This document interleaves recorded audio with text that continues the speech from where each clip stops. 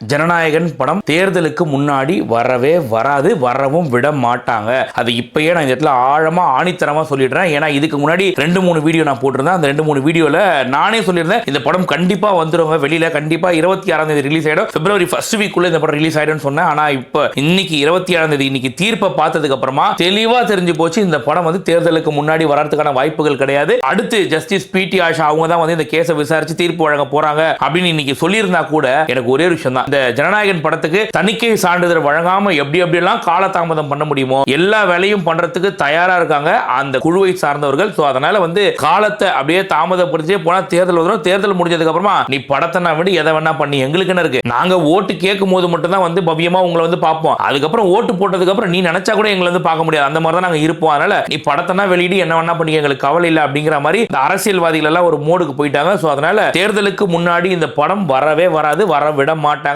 பின்னாடி மிகப்பெரிய அரசியல் இருக்கு. இரண்டாவது விஷயம், இந்த படம் அட்லீஸ்ட் ஓடிடில விடலாமே அப்படின்னு கேட்டா கண்டிப்பா அதுவும் பண்ண முடியாது. ஏன்னா இந்த படத்துக்கு ஒரு மிகப்பெரிய தொகையை வந்து கேவிஎன் புரொடக்ஷன் முதலீடு பண்ணிருக்கு. கிட்டத்தட்ட 500 கோடி வந்து இந்த படத்துக்காக இன்வெஸ்ட் பண்ணிருக்காங்க. அப்படி இருக்கும்போது சாதாரண ஒரு பொட்டி கடை வச்சவங்க கூட ஒரு 10,000-20,000 இன்வெஸ்ட் பண்ணி ஒரு கடை வைக்கிறானாக்கா அதுல ஏதாவது நமக்கு ஒரு லாபம் வரும் தான் வைப்பான். ஆனா 500 கோடி இன்வெஸ்ட் பண்ணிட்டு டைரக்டா ஓடிடிக்கு வெறும் 500 கோடி டைரக்டா அப்படியே வித்துட்டாக்கா கேவிஎன் புரொடக்ஷனுக்கு என்ன லாபம் இருக்கும் யோசிச்சு பாருங்க.